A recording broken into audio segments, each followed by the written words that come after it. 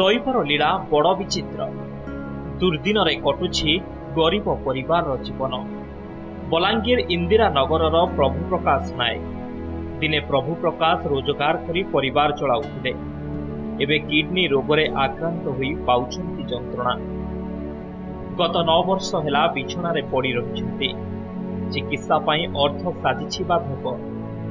Kidney transplant पई जदि केही राजी अछंती ताहले सरकार को योजना मुताबक तांकर चिकित्सा कराजिबो बोली जिला मुख्य चिकित्सा अधिकारी कुबेर चंद्र महंत कहते। 8 वर्ष लाणी डायलिसिस होउची आउ एबे डॉक्टर कहते ट्रांसप्लांट करन। ट्रांसप्लांट करबा पई आज्ञा 12 रु 15 लाख टंका दरकार। मो पाखरे बिजु स्वास्थ्य कार्ड अछि, सेतिरे 5 लाख टंकार सहाय्य पाइबी। सरकार को मागुची सहाय्य कि बाहरिया पब्लिक मागुची सहाय्य कि जदि देले उपकृत होती। किडनी मो माँ देव सब रेडी होगलानी, कागज पत्र सब सरीगलानी, खाली पैसा लगी आमे जाई पारुन। हॉस्पिटल फोन भी आसिलानी। माँ जदि से किडनी देबे बहुत उत्तम कथा, भल कथा। तेणु से माँ पाखु किडनी नहीं जाओ।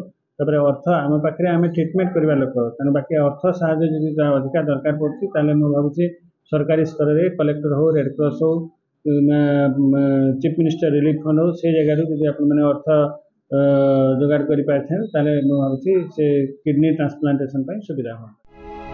जगतसिंहपुर बालिकुदा नागपुर गाँव सत्य सार्थक विश्वास किडनी रोगरे आक्रांत हुई असह्य रोग जंत्रणा भोगुछंती। चिकित्सा पई अर्थर अभाव थिबा बेले बीएसकेवाई पई 5 लाख पर्यंत टंका मिलिछि, किंतु चिकित्सा पई आवश्यक 20 रु 25 लाख टंका। एने आर्थिक सहायता अपेक्षा रे परिवार आशर दिया मुंडो खराब करना, मुंडो खंडो बोलेगा ठीक करियारो जना बोला जे किडनी खराब। हमर को घरे मु निजे एकोटिया रोजगार करथिले। बापा को तो देखुंती पैसा लानी तांगर मु पड़ी जर दुखर घर उपकार होगला। आड़े मोर ट्रीटमेंट रे खर्च को आड़े रोजगार समस्या बहुत।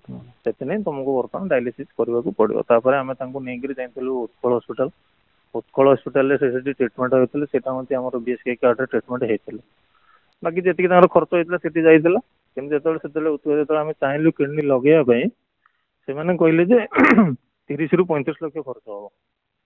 30 रु 35 लाख है आम पाखे तो से संबल ना। चिकित्सा पई उभयंकर परिवार को आर्थिक सहायता मिलिले रोग जंत्रणारू मिली पारंता मुक्ति। बलांगीर कैमरा पर्सन चितरंजन दीपक पुरोहित, जगतसिंहपुर दीप्ति महांती रिपोर्ट, नंदीघोष टीवी।